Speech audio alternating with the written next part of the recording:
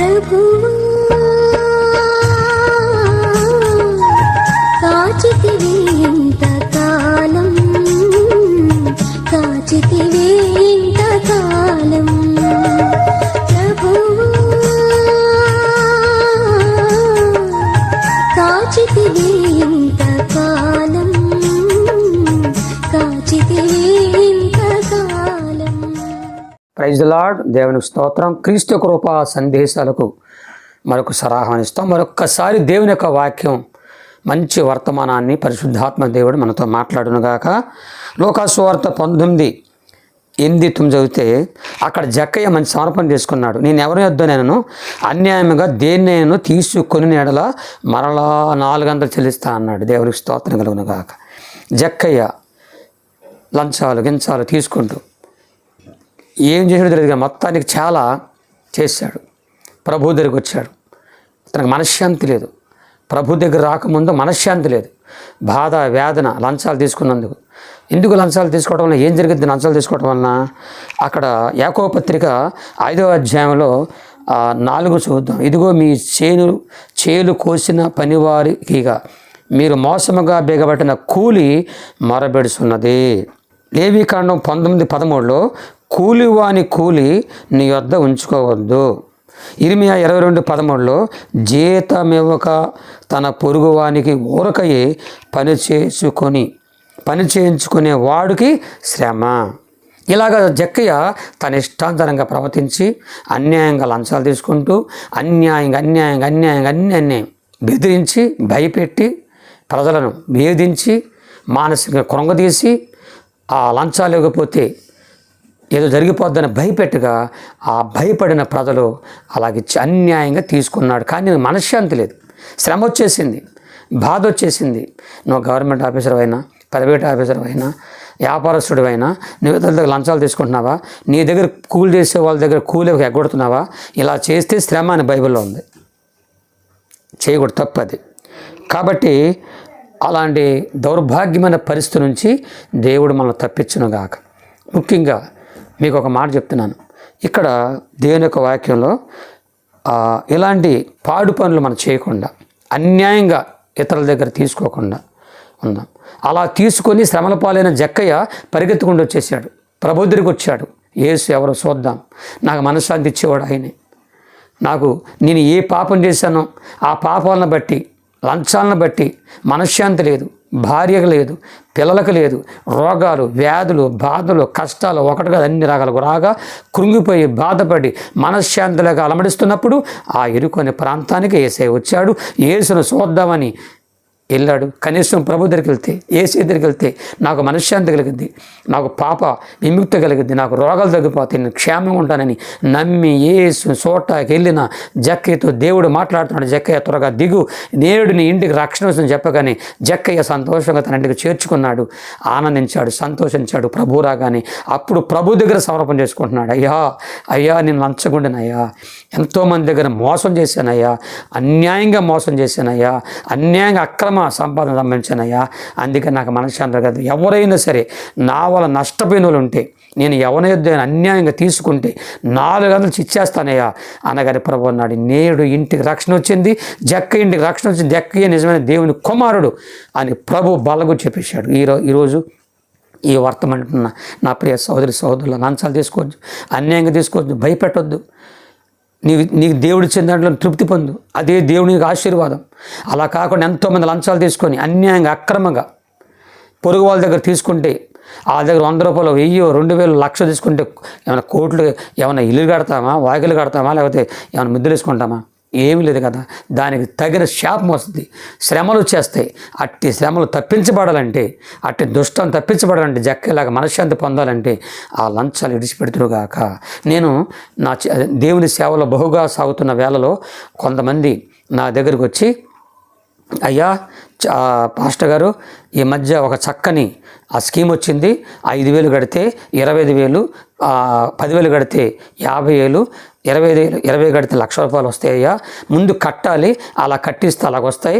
నీవు నీ ఫ్రెండ్స్, నీ సంఘస్థులు, మీ బంధువులు కలిసి 200 మంది స్కీమ్లో చేరితే నీకు కొంత డబ్బులు వస్తాయి, 2 లక్షల దాకా వస్తాయ్యా.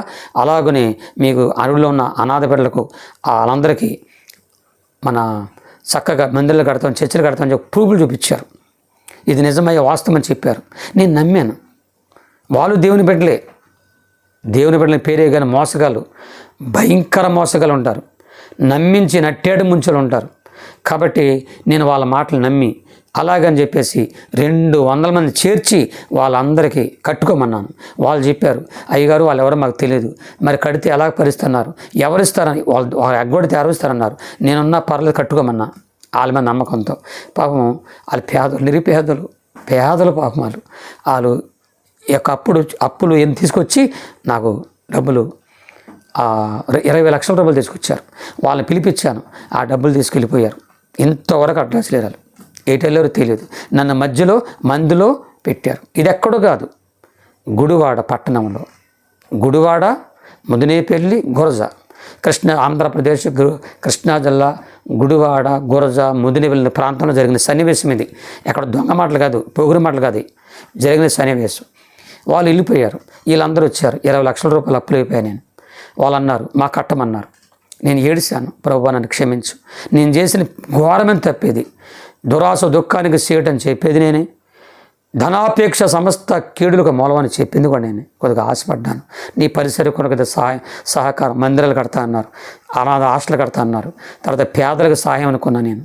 కానీ ఇలాగ అయిపోయింది, నన్ను క్షమించు ప్రభుని 7 రాత్రులు 7 పగళ్ళు మజ్జిగ తాగి ఉపవాసం ఉండి కన్నీరు కాచి ప్రార్థన చేశాను. ప్రభువా కనికరించు నాయనా, కనికరించు, దయచేసి నన్ను కనికరించు, నన్ను క్షమించు, ఇంకెన్నడూ పొరపాటు చేయను.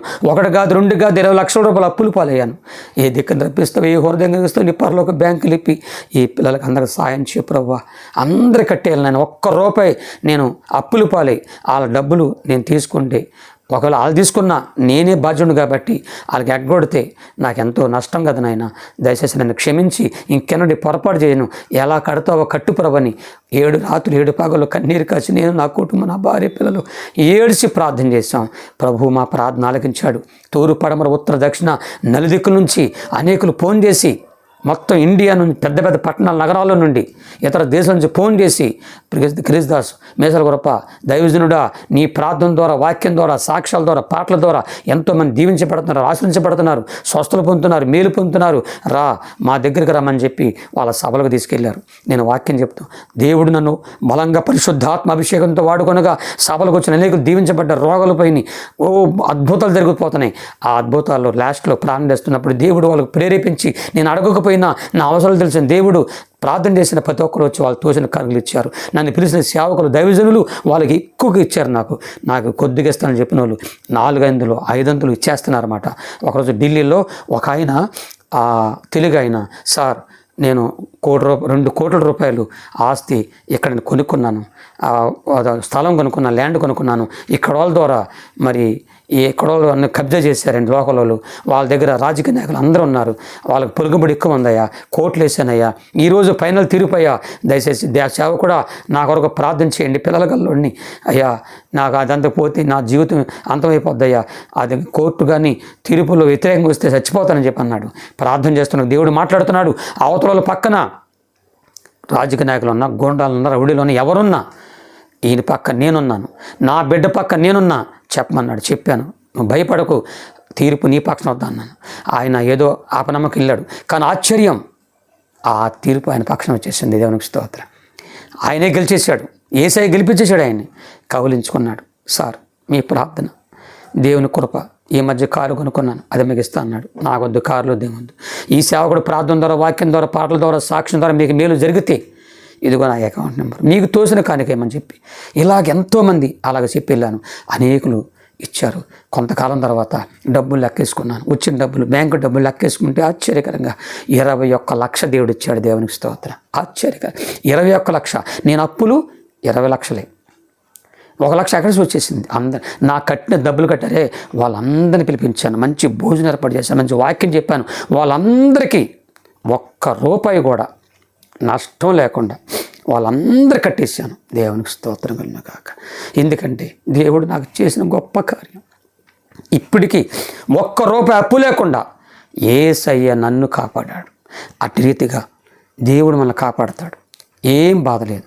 మనం ఎవరి దగ్గర అన్యాయంగా తీసుకోవద్దని మనం చేస్తూ చిన్న ప్రార్థన చేస్తాం. మరిన్ని ఆత్మీయమైన వర్తమానాల కోసం మీసాల గొడవపు క్రీస్తుదాస్ అనే యూట్యూబ్ ఛానల్ సబ్స్క్రైబ్ చేయండి, లైక్ చేయండి, మీ స్నేహితులకు బంధువులకు షేర్ చేయండి. మీ యొక్క ప్రార్థన అవసరతలకు మాకు కాల్ చేయండి. దేవుడు మేము ప్రేరేపిస్తే విశ్వాసంతో కొనసాగుతున్న ఈ పరిచర్యను కొనసాగించడానికి ప్రోత్సహించండి, సహకరించండి. దేవుడు మిమ్మల్ని దీవించును గాక.